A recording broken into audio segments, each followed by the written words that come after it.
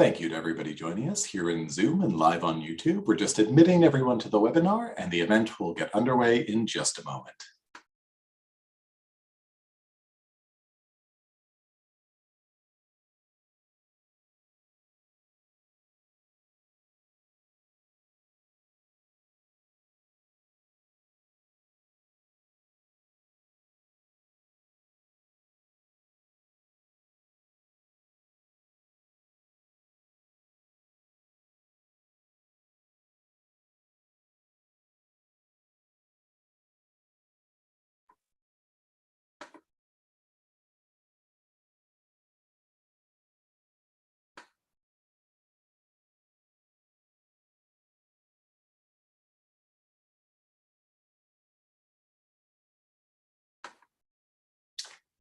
Good evening, everyone. My name is John Taves, and I'm the event coordinator at McNally Robinson Booksellers. We're broadcasting tonight from Treaty 1 territory, the traditional territory of the Anishinaabe, Cree, Oji-Cree, Dakota, and Dene peoples, the homeland of the Métis Nation. In addition, McNally Robinson Booksellers itself rests on the land once occupied by the Métis community of Roostertown. We are so very thrilled to be here virtually, both here in Zoom and live on YouTube now and in the future, to celebrate this wonderful new book, Wonderworld by K.R. Byggdin, their debut novel. That's published by Enfield Wizenty, which is an imprint of Great Plains Publications. So I, for one, would like to express my most sincere gratitude to Great Plains for not only helping to put on this event, but also for publishing this book and so many other incredible books. You won't have to put up with me for long, but I did just want to go over a few housekeeping notes tonight before I introduce your host for this evening. So as you'll notice, imperfect automatically generated captions are available here. Those are the ones generated by Zoom. You can access those just by pressing the CC button, the live transcript button at the bottom of the screen. Information on that is also available just in the chat. Above all, we would heartily encourage you to pick up a copy of Wonderworld, and copies of that are, appropriately enough, available at McNally Robinson Booksellers. So I'll put some information in the chat on how you can go about getting a copy of that book yourself. I will point out that not only do we have many copies in store that are available by calling us, by visiting us in person, or by ordering online, we also can deliver right to your door locally, and we ship nationally and internationally. So one way or another, we will find a way to get a copy of Wonderworld into your hands. Now, over the course of this evening, there'll be a reading from KR, followed by a conversation between them and your host for this evening, Sam K MacKinnon. Following that, there'll be an opportunity for you to ask questions. So over the course of the evening, as questions occur to you, please feel free to write them into the Q&A box, which you will find just at the bottom of your screen. Rest assured, you will not interrupt us at any point while entering your questions, and we'll be able to put those to KR as time permits and answer any pressing questions you might have about their incredible new book. Now, I won't take up too much more of your time. I will just point out that this is not only an incredible, not even a coming of age, but a coming home queer narrative, so wonderfully written and endorsed by all kinds of incredible writers, who all of whom clearly recognize quality when they see it. We have pull quotes on the back from John Elizabeth Stintsey, Hassan Namir, Jacqueline Dumas, and of course, Andrew Unger, the incredible Manitoba humorist responsible for the Daily Bonnet, and also a fine novelist himself, who is also uniquely able to blend humor and incredible insight into character with a strong literary aspect, which is exactly what Wonderworld does so wonderfully. But that is more than enough for me at the moment. I'm now going to introduce your host for the evening, who will get this evening underway. Sam K MacKinnon is a writer living in Winnipeg. Their writing explores queer trans identity and has been published in numerous outlets, including Prairie Fire, Catapult, Them, Flare, Extra, CBC, and others. They have held positions in the publishing industry at Penguin Random House Canada and Great Plains Publication, and it's always such a pleasure to be able to say, please join me in welcoming Sam K MacKinnon. Thank you, John. I am absolutely thrilled to be here today to celebrate the launch of K.R. Byggdin's book, Wonderworld. I was lucky to encounter Wonderworld at various stages of the writing process, and from the beginning, it was clear to me that this book, with its lovable protagonist and heartfelt family story, would hold a special place in the hearts of readers, queer and otherwise. K.R. Byggdin grew up on the Prairies and now lives on the East Coast. They completed their studies in creative writing and English at Dalhousie University earlier this month, and are also an alum of the Writers' Federation of Nova Scotia's Alistair MacLeod Mentorship Program and the Banff Centre's Emerging Writers Intensive. Their writing has been awarded the Sheldon Curry Fiction Prize, has received support from the Canada Council for the Arts, and has been published in anthologies and journals across Canada, the UK, and New Zealand. Wonderworld is their first novel.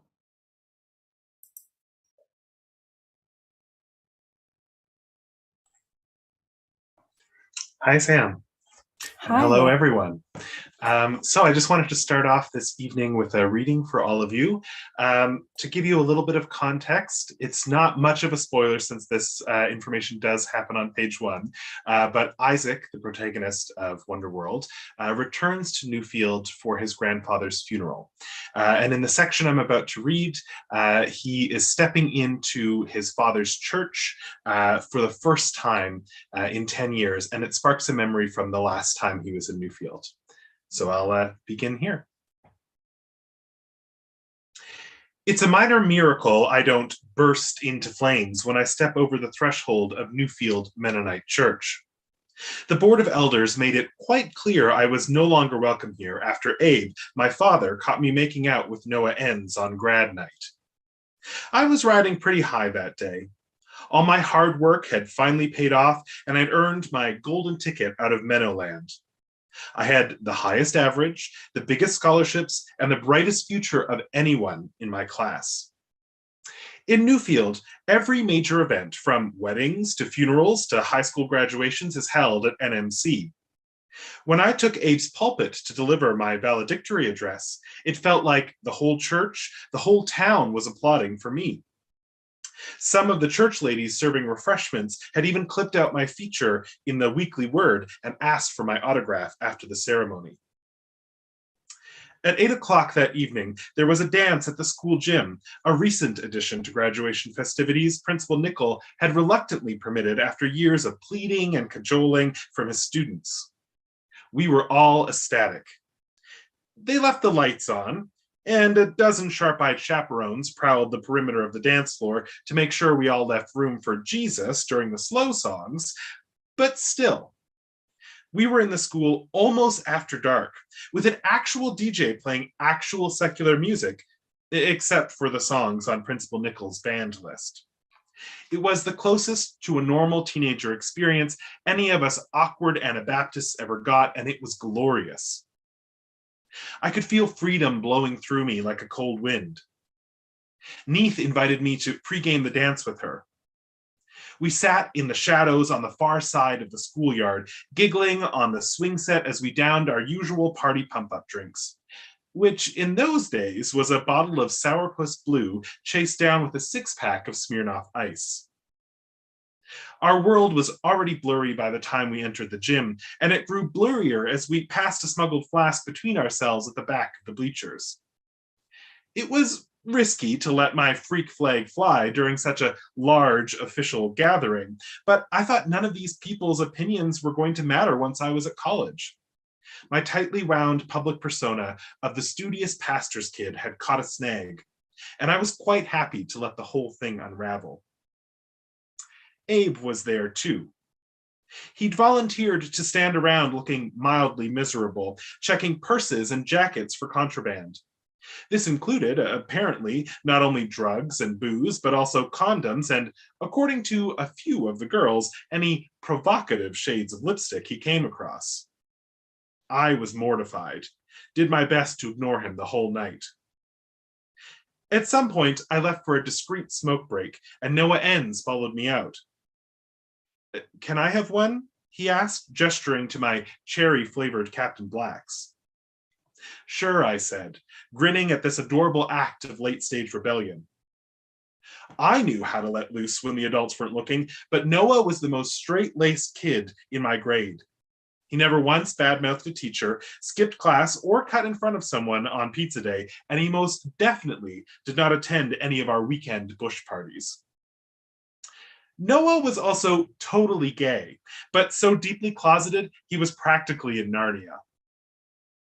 He probably thought no one noticed how the tips of his ears would turn bright red whenever another boy got too close in gym, or when our band teacher, the one with the perpetually half-buttoned dress shirts, leaned over his music stand to answer a question and gave our class a glimpse of his sexy chest fur. Except I noticed, because I was playing the same game he was. In fact, Noah was the only queer, curious classmate I hadn't managed to make out with by the end of grade 12. It was kind of a disappointment, actually. So imagine my surprise and delight when the final holdout on my booty bingo card wanted to bum one of my smokes. Nice speech earlier, he offered, chewing on a chapped lip. You must be pretty excited about Halifax, eh? For sure, I said, no looking back. He nodded, eyes never quite meeting mine.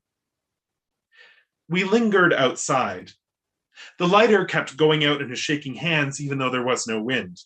He'd obviously never done this before. Finally, I put him out of his misery, took the cigarillo and lit it for him. When I tried to pass it back, though, Noah didn't take it. I noticed he was kind of staring at me then, trembling a little. I asked him what was wrong. We were close. I could feel his breath on my cheek. And then he pulled me towards him.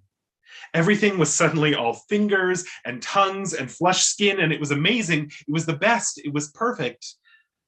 Until it wasn't. Because he was there somehow. Abe. Calling my name. Pulling us apart. Dragging me home.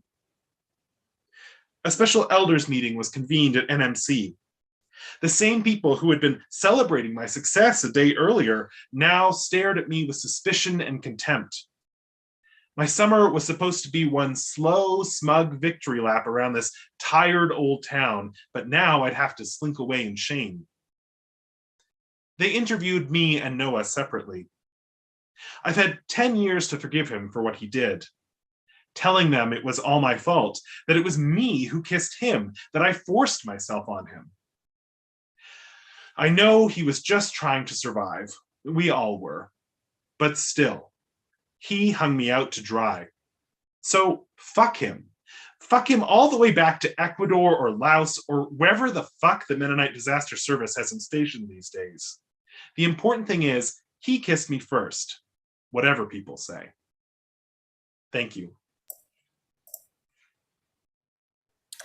Oh, it's always such a privilege to hear you read, especially after reading this myself, a couple different versions of it, and the humor just comes out in a really different way. And yeah, that was amazing. Actually, I want to ask you about that humor because the story touches on a lot of difficult topics here. We're talking about exclusion, trauma, and otherness, but there is this consistent thread of humor throughout, and Issac is just such a memorable narrator. So can you talk a little bit about Issac's sense of humor and why that was important to include in the story? Yeah, I feel like that is something that I drew from my own outlook on life when it comes to using humor to deal with difficult topics and getting through that with laughter, with joy. I think of that classic old quote, don't ask me who it's from because it was back in high school English class, but if we laugh at any mortal thing, 'tis that we may not weep. And I think, yeah, humor can have such a important healing role and even just coping and survival role when it comes to difficult topics. I think we also see that in other Manitoban authors as well. I think about sometimes when I was reading, for example, Miriam Tave's All My Puny Sorrows, it almost felt inappropriate to laugh, or it seemed strange given the intense subject matter. But there too, Miriam does such a great job of using humor to pull us through the darkness and give us a little light in the midst of that. So I don't know, maybe it's a Manitoba author thing, maybe it's a growing up queer on the prairies thing. But yeah, that's definitely something, I think that's a trait that Issac and I share. Yeah, well, you just do an excellent job of it. And I think for readers who might have experienced similar things in their life, it is a great way of kind of keeping us close to the narrative and allowing us to get through the whole story, you know, without kind of re-traumatizing. We get to kind of enjoy Isac's inner monologue. So I really appreciate that. Thank you. So tell me about the town of Newfield and how you went about world building there. What were some of your inspirations and what was the research process like? Yes. Well, I have to tread carefully on this question because I think when you craft a novel that's set in a small town, there are going to be a lot of assumptions that you're doing it verbatim, that the Newfield people see in my book is one for one the same as Niverville, the town where I grew up. And that's not the case. Although I have been saying in some of my interviews, you know, Newfield is not Niverville, but it's also not Niverville. I think it's definitely fair to say that I was walking through the streets of Niverville or the streets of my childhood as I was crafting Isac's world. It was very helpful in that sense, you know, to not have to do a ton of research because it's a place that I can recall, basically in my sleep. So from that perspective, yeah, it wasn't a ton of research necessarily. It was just mostly recalling childhood neighborhoods and locations that I had been to, but then also always putting a twist on it. So, you know, if you walk the main street in Newfield in the book and you try to map it on to Niverville, it's not going to be perfect, for example. And so it was starting with a place that's real and then just seeing where my imagination could take it, what elements from the real world I could mix into it, and then what elements could purely be creative or serve the purpose of Isac's story. So yeah, that's mostly how I went about it. And you left room for Jesus. Yes, always. There are so many sites from churches to the Mennonite Heritage Landing that's mentioned in the book that really came to mind. I think there's that old cliche of write what you know, and certainly from a setting perspective, this is a place that I know really well. It's a place that I know how to maneuver around in from a writer's perspective, and also hopefully translate it for readers that maybe haven't been to this particular corner of the world, but hopefully, you know, me being so imbued with this sense of place translates nicely for readers wherever they're from. Yeah, for sure. So one of the quotes in the beginning when Issac is describing Newfield is, "There are only two ways to survive in this town. You either get in or get gone." Can you describe what he's going through in that moment when he's kind of making that really binary way of thinking about the small town?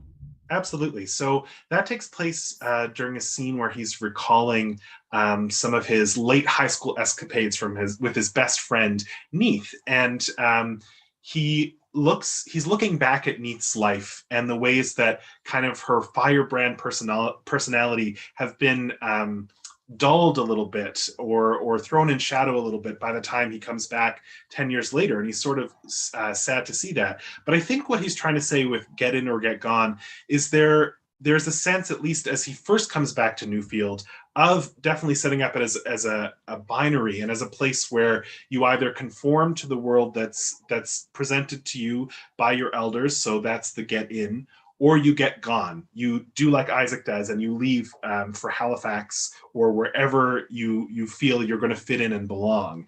But I think even though Issac does say that quite clearly in the book, and he says it in a couple different places, of this sense of binary and there's only one way to fit into the town, I think the story itself kind of undercuts that argument, and that he ultimately comes to find there are nuances of participation in community and ways to connect, and understandings of what it means to be Mennonite, to be queer, to be a rural Manitoban.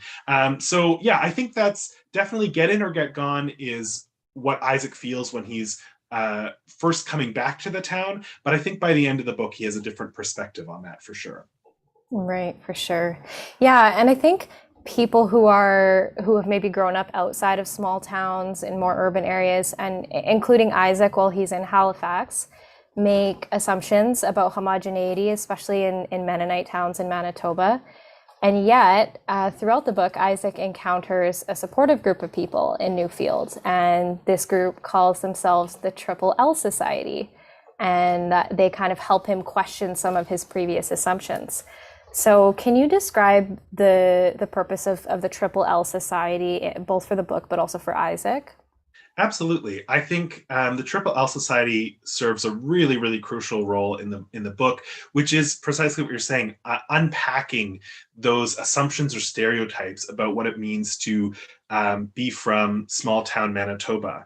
The group itself is made up of folks who are Métis, folks who have ancestry from the Philippines, queer folks, trans folks, and all of them have a place and are very rooted in southeastern Manitoba.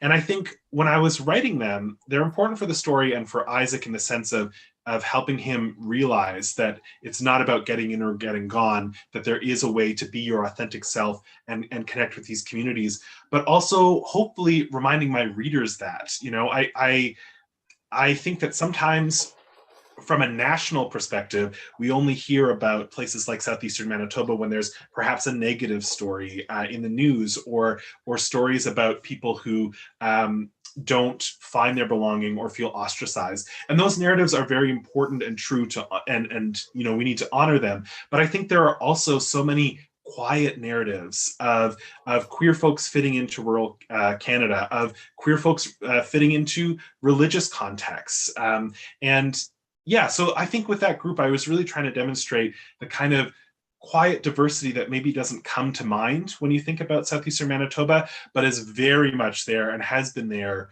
you know, since the beginning for sure. Yeah, and it's great what you're doing with your book to kind of shine a light on that and show us the truth, especially for those of us who don't have as much of a connection to those towns. And I love the scene that you read in the beginning, because we kind of meet Issac when he's a teenager in his reflections, and then when he's in Halifax, and then he changes when he comes back to Newfield. So in Halifax, he's very sexually adventurous, he's open, but then once he returns to Newfield, that side of him becomes a little bit more closed off as he shifts focus to his past and his biological family. So do you think that it's Newfield, the town, that creates this shift in him, or do you think it's more of a conscious and deliberate choice of his? I think there's a mix of both. I think you're right that Isaac's like outward expressions of queerness and sexual desire do go away when he first returns. I think part of that is an anxiety response or a trauma response. You know, being openly queer was not a possibility for him when he was there in high school, so it was something he had to enjoy in secret or hide. And you know, when it came to light, obviously, as this scene I read shows, you know, there were some negative repercussions. So I think, yeah, there is a bit of lingering trauma there, but also, not to give away any spoilers, but by the time we get to the end of the book, I think he's got a more hopeful outcome and perspective on, or outlook, I should say, on the possibilities of being openly queer and being in this place. And that was something I wanted to explore, both sides of that, because I think the types of queer narratives that have historically been published in Canada and the US have often been very one-sided. Publishers and gatekeepers in the publishing industry often only want to hear about the traumatic part of coming out and those sorts of narratives. And then we just leave those characters there after the fear and terror of coming out, and we just don't see what happens to them. So I really intentionally wanted to write a story that moves beyond just the coming out narrative to see what it's like to live as a queer person in southeastern Manitoba. And at the same time, I also wanted to explore a nuanced queer narrative where, yes, Issac is a sexually active person who, you know, falls in love and has those experiences, but his queerness is more than just that one aspect. Queerness, as we both know, is a multifaceted and complex identity that affects who we are in so many different ways. So I was trying to play kind of with all of that. I know that's a lot of things to throw in there in this one answer, but yeah, I was really trying to play with all of that, and at the same time, make sure that where Issac ends up is in a place where he's unabashedly queer for the reader. The reader understands that it's not about him going back in the closet or hiding who he is to fit into Newfield, that there is a place for him as he is. And I think that takes him a bit of time to figure out, but once he gets there, I think it leads to some really beautiful possibilities and futures for him. Yeah, and you do such a great job of showing that. I'm going to pivot a little to talk about Newfield and some of kind of the cultural things in the book. So a lot of the communication between people in Newfield is nonverbal. Can you explain why you chose to represent language in this way, and what were some of the challenges as a writer of kind of getting that nonverbal communication across to the reader? Yeah, for sure. So I think in particular, where we see the nonverbal communication come out is between Issac and Abe. And Abe is a character who's very quiet, very reserved, very pacifist when it comes to any kind of conflict. He doesn't kind of want to get involved or show what he's really feeling because he's very worried about caring for others. But sometimes in being so worried about, taking actions that might harm others, what he doesn't realize is that by staying silent, that has a cost too, especially to his relationship with Issac. And I think there are times with Issac and Abe, especially when Issac was growing up, where he almost would have preferred if Abe would have gotten angry or spoken back so that he at least knew where his father was. And so, that was a kind of quiet conflict that I wanted to explore between the two of them. And so, we see that Issac, when he's reconnecting with Abe, is hyper aware of Abe's body language. He has learned to read Abe in the ways where, Abe is not speaking, but just by the way he shifts his body or moves his body, Issac has learned to interpret that and act accordingly. But also when he's coming back 10 years later, he doesn't just want to do that. He wants to push back. And so you see these attempts of the two of them to try and connect and try to communicate. But it's not just as simple as, Issac just throwing all of his cards onto the table, because Abe's not going to respond to that. So they have to find that way to navigate communication in a way that respects where they're both coming from, but also builds that bridge of understanding. In terms of writing that, absolutely, it was very tricky when you're not using dialogue, or when someone's using, as Abe often does, one-word dialogue, which isn't giving Issac much to go off of, but you also have to move the story along. That can be a little tricky. So I think one thing that was really helpful was our time together at the Banff Center, especially with our mentor, Joshua Whitehead, who talked a lot about how to root stories in the body and how to bring the body forward into your work. And so I tried to demonstrate that nonverbal communication by having Issac acknowledge and really catalog and take a look at the types of ways Abe is moving his body, and trying to forge understanding even when Abe isn't giving him dialogue to work with. So it was challenging, but I also enjoyed that challenge of figuring out ways to have the two of them try to communicate even when they're not speaking to one another.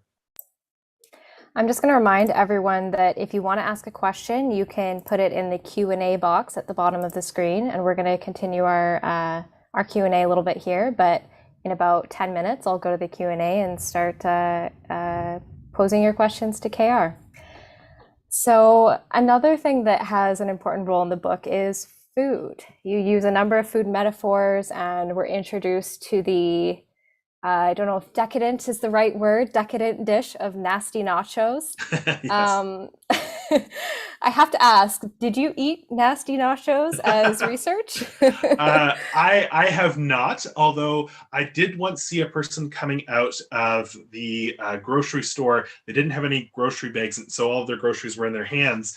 And the three things in their hands were tortilla chips, dill pickles, and cheese slices. And I just went, that is such a unique thing to go to the grocery store for. And so that's what sparked the nasty nachos, was just simply seeing that out in the world and going, gee, I wonder what one could make with those three items. But yeah, I think food definitely does play particularly an important part when it comes to Issac reconnecting with his Mennonite heritage. It's a way that he does that.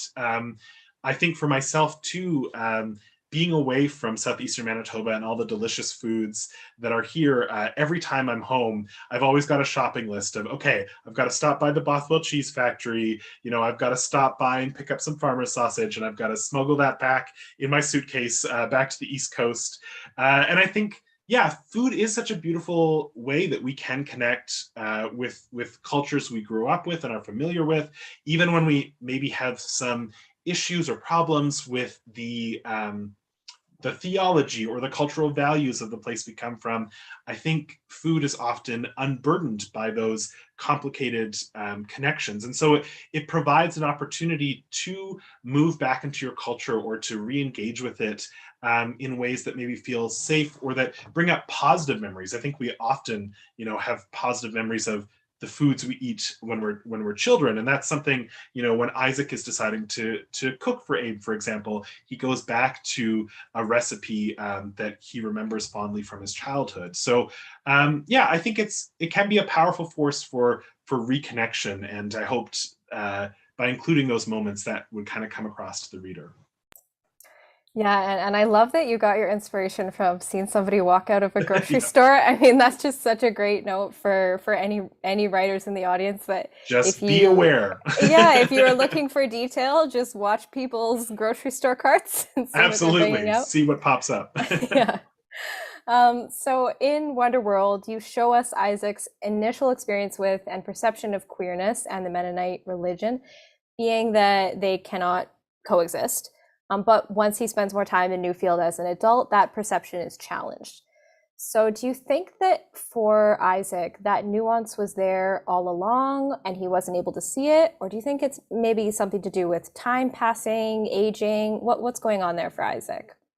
Yeah, I think something I've been thinking about a lot, especially now that I have nibblings of my own, is realizing that we often teach children morality or just worldview in very stark terms, right? We start with, you can't take that toy away from that other child because if someone took it away from you, you would be angry. And so it has to be kind of this like very simple terms, very black and white. And I think, like, I don't necessarily have a better way to teach children how to view the world, but I think the way that can impact a person is that they can start off, particularly as a young child, thinking of the world in these binary ways because that's what they've been taught to do. And so, yeah, I think there's definitely an assumption, and you see it in the way Issac talks about his childhood of like, he from Sunday to Friday, he was, in the church worship band, he was doing his studies, he was making sure that he was that golden student. And then he felt like he had that one day a week on Saturday to go and explore his queerness out in the bush, drinking with his friends. But then he had to keep those two things separate. And I think by the end of the book, he definitely realizes that it's not as simplistic as that. And that's something I hope my readers will take away from the book too, is that notion that you can belong as both a queer person and a religious person, that those two identities don't have to be mutually exclusive, but that they can stay connected to each other. And I actually don't think it's something we talk about on both sides of that spectrum. So I think there's this history in North American evangelical Christianity and other Christian contexts of assuming that you cannot be queer and be a Christian.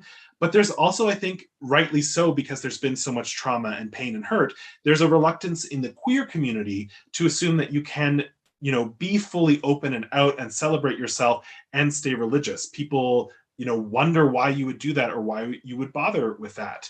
And I think, again, that's a fair critique because there has been a lot of pain caused in Christian contexts. But if someone finds joy, hope, beauty out of a spiritual journey and they want to hold on to that as they embrace their queer and trans identity, that's not something for me to say that they're not allowed to do, even if I might make a different choice in my life. And so, my hope is as the book expands and unfolds, people will start to see that, it really is possible to, if you want to, embrace both of these identities of queer and Mennonite.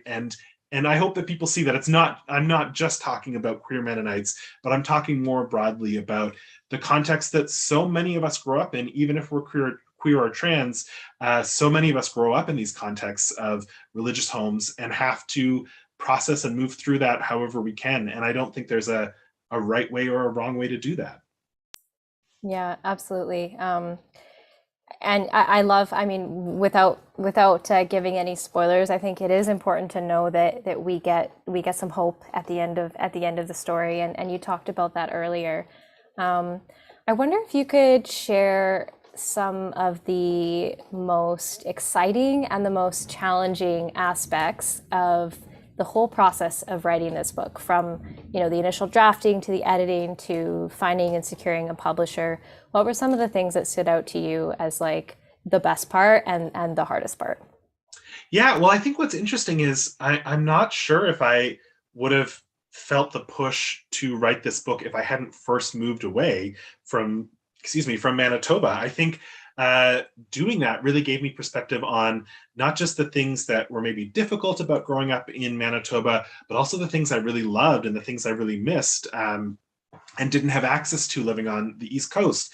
So it was a really exciting part of the writing process to dive so intentionally back into this world that I'd left behind, to think about it with some space and distance and time, and weed through what are the parts of my own childhood experience or experiences of other people that I grew up with that I might want to weave into this story. So that was really exciting. I mean, obviously, highlights of the writing experience were both of my mentorships with the Writers Federation of Nova Scotia and with the Banff Center. Being able to sit down as a youngish emerging writer and have that dedicated time with others who write to just encourage me, tell me you've got something here, tell me how to take it farther, and give me those positive moments of feedback that could help me go deeper into the story. It gave me a lot more confidence than I think I would have had if I were purely just sitting at home writing on the story by myself. I've really learned that writing through community, whether that's the communities you're writing about or the people you're writing with, is so crucial to a writer's journey. And just that building of confidence, that building of connection with others, and feeling like, yeah, I can claim this identity of writer for myself, and I do have something here that's important to share with the world. So that was really nice. I mean, the flip side, the challenge was, when you're not physically in Manitoba, there's only so much Google Street View can show you. So I remember, for example, I had that first scene of Issac entering the current airport terminal at Winnipeg, and also thinking about the old airport terminal in my head from the beginning of the writing process. But of course, the old terminal, I believe, is torn down, or at least not accessible to the public at this point. So it was, looking sneakily through some YouTube videos that people had randomly filmed the old terminal in the past. It was cataloging my own memories, talking to other people familiar with these spaces, asking them what they think. And then of course, every time I visited Manitoba over the last 4 years, it's also been it's been visiting friends and family, but it's also been a writer's retreat of some sort of. I'm always taking details. I'm sure I looked very strange driving around country roads around Niverville, talking into my phone for hours at a time. But whatever you need to get that sense of place and express it in your writing, I say go for it. Love it. What did creating the character of Issac teach you? Oh, that is a good question. I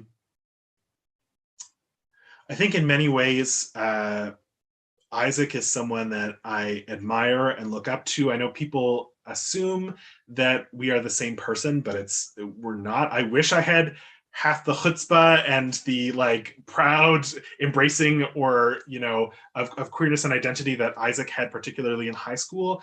But I think creating Issac's story really is fundamentally a narrative of hope.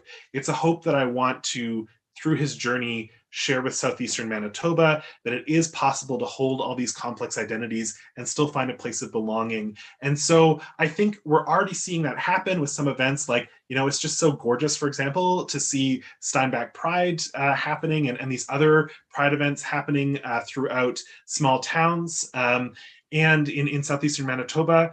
And at the same time, there's steps to go and paths to walk until we feel fully connected with all members of community in southeastern Manitoba. And so, yeah, my book is partly responding to what's already happening in southeastern Manitoba, and then also with Issacs Journey, I'm writing hopefully into a future that I hope will be brought about by the people who live here. If you build it, they will come, right? Yes, fingers crossed. All right, so we've got a few audience questions here. The first one, and I hope that I'm pronouncing this right, Kennedy Chaudry. Was there any aspect or perspective of Newfield that you left out of Wonderworld but wanted to include?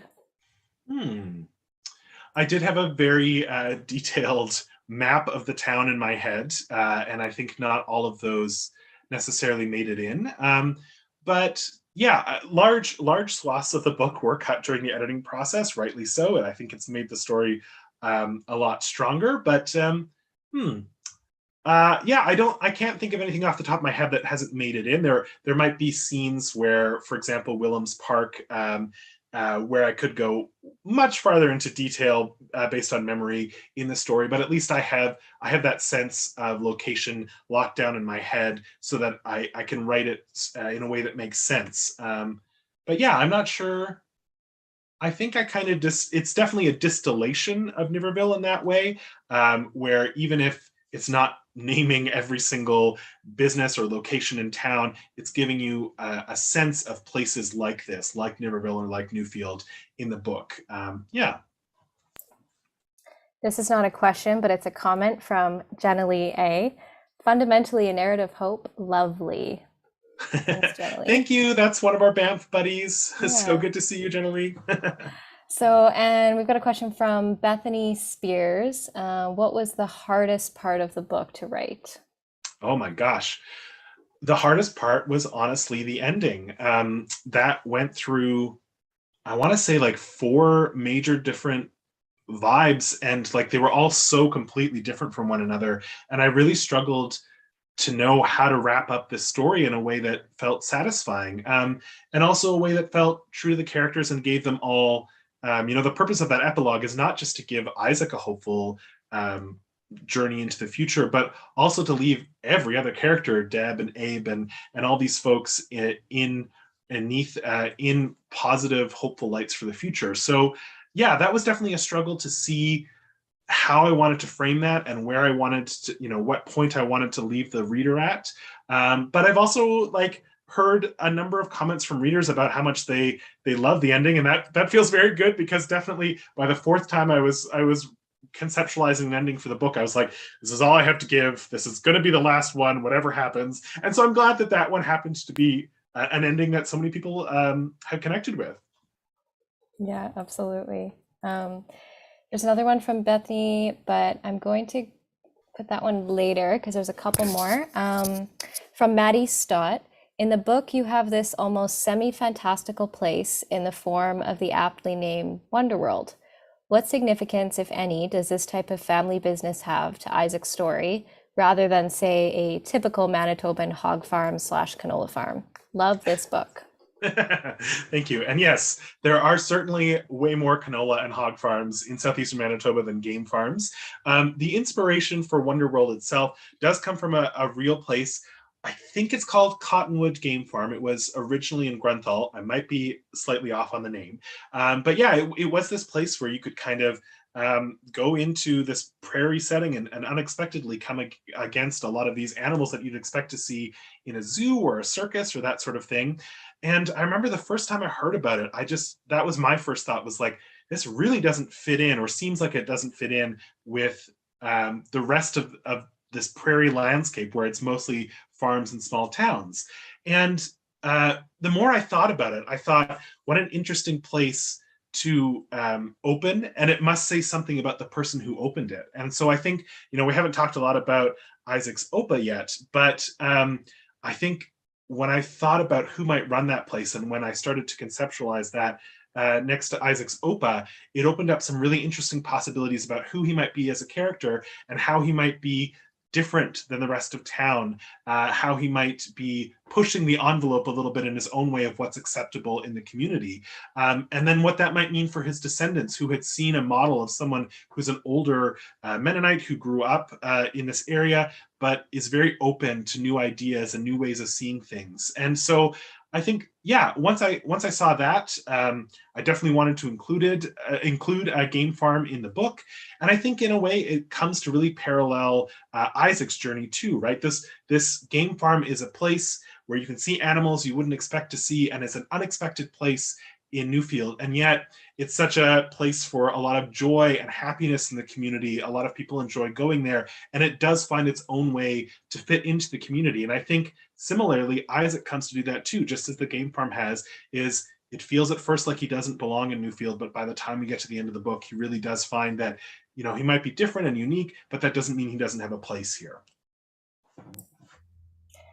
From Melanie Marginet, what has been the response to the book from folks you grew up with for those that have already read it? And I know that some people have already read it. Yes, I've been seeing some very lovely early reviews. I've been pleasantly surprised at the number of folks who say that it echoes their own experience growing up, even if their own experience happens to be Ontario or British Columbia, that they were able to grasp some elements of the story. And that was really my hope, is that I wanted to write very authentically about a place that I'm very familiar with, having grown up in southeastern Manitoba, but I really wanted to make the story accessible to folks so that they could get a sense of the culture, but that it wouldn't be too overwhelming or off-putting if they weren't Mennonite themselves. And so, yeah, I tried to strike that balance, and it's been really nice to hear from a few folks early on that seems to have happened. So, yeah. Yeah, I think that's one of the great skills as a writer, is how the specific can be universal in a way. Absolutely, and vice versa. Yeah, you capture so many important details in your book that makes it really relatable to. I mean, I didn't grow up in a small town, and I found it very relatable. So yeah, you do a great job with that. Thank you. Another question from Bethany Spears: did you experience much catharsis in writing the novel? What was that part of the reason for writing it?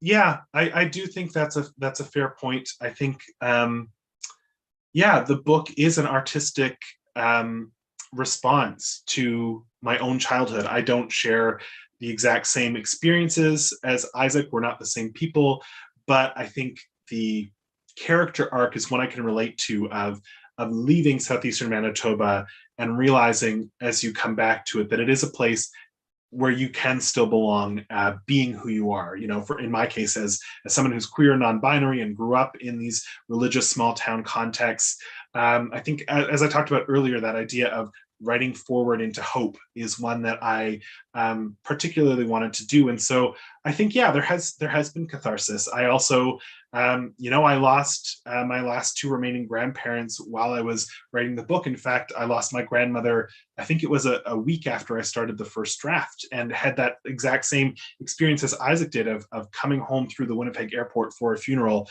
of someone who's so beloved to me. And so I think in many ways, this book has been catharsis, or at least a comfortable companion as I walk through my own life journey as a queer person who is reconciling my time growing up here and also the things I love about it. So yeah, I think that's a fair point for sure. I have a question for you. What are some of the books that you were inspired by when you were writing Wonderworld? Well, I might have known this question was coming up because we have talked about this a lot, you and I.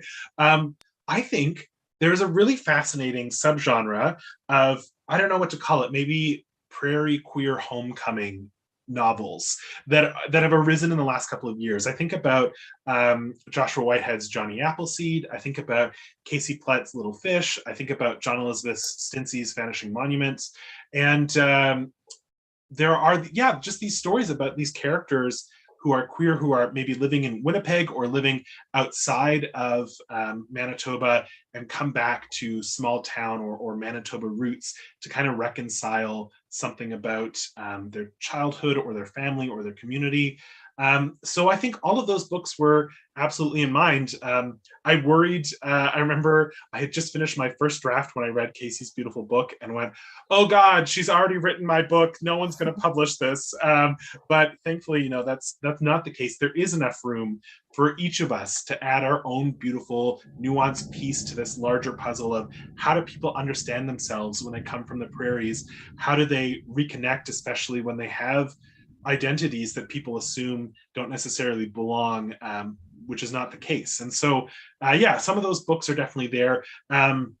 Miriam Tave's, all of her books, really, A Complicated Kindness, A Boy of Good Breeding, even All My Pretty Sorrows. I first encountered her work in, I think it was 2011. I was working in the Niverville town office, and the mayor came by on my lunch break and dropped A Complicated Kindness on my desk, and he said, I think you'd really enjoy this. And at first I was like, oh, Miriam Taves, I heard like good Christians aren't supposed to read her. But then I picked up the book and I was like, well, the mayor, is telling me to read this, so I should give it a try, and just fell in love. And it was the first time I had encountered work where it's like, oh my God, I recognize the highway she's talking about. I recognize the streets that she's taking these characters down, and realizing that like a book doesn't just have to be set in Paris or London or New York, that people can write about the experiences they're from, the places they're from, and that can still appeal to wide audiences, hopefully wide audiences. So her work was definitely in mind of like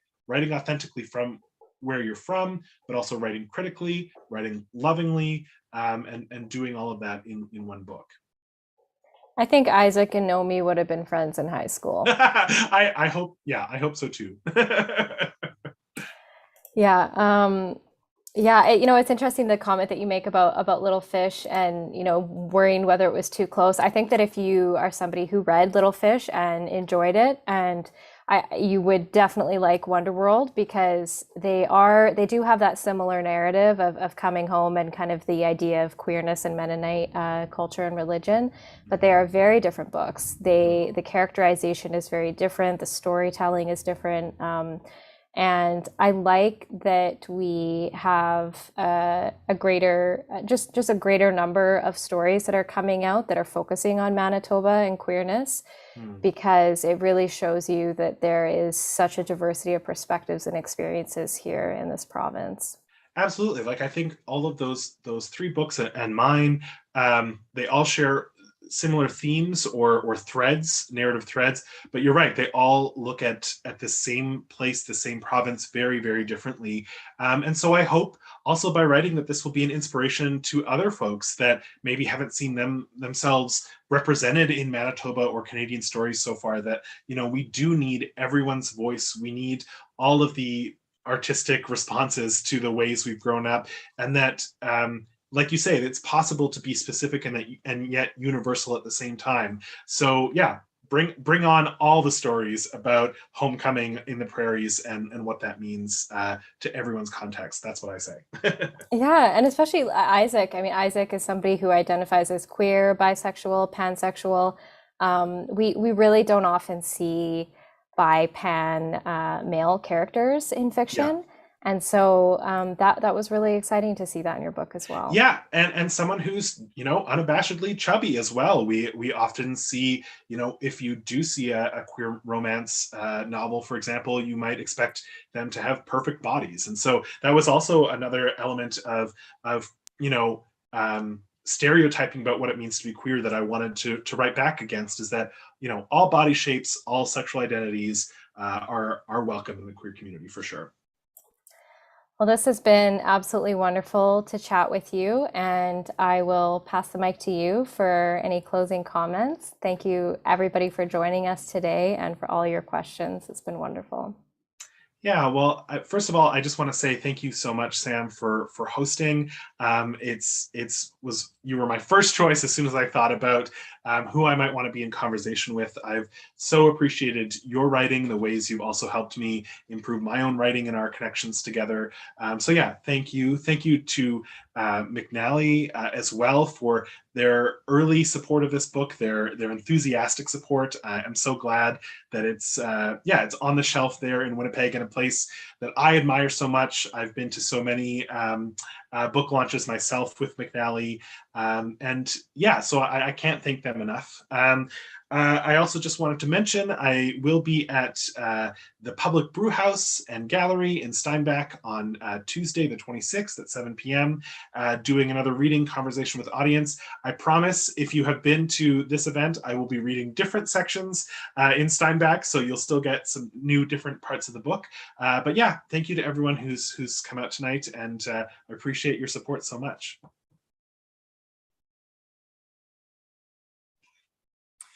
And thank you so very much, KR. Vanishing Monuments, Johnny Appleseed, Little Fish, Wonderworld. This is such an incredibly tremendous book. We cannot recommend it highly enough at the bookstore, and we have so many copies that we just want to press immediately into your hands. So do please stop by and we'll make sure a copy finds its way to you. We're so grateful to all of you for joining us here virtually on this incredibly rainy day. This video will remain available. If you want to share it with anybody or revisit it, it'll just be up on our YouTube channel, so please do take advantage of that. This is normally the time where I would just ask you all to join me in offering a very warm, just round of applause to your incredible host, Sam K MacKinnon, and of course to KR Byggdin. Thank you all so very much, and thank you, KR.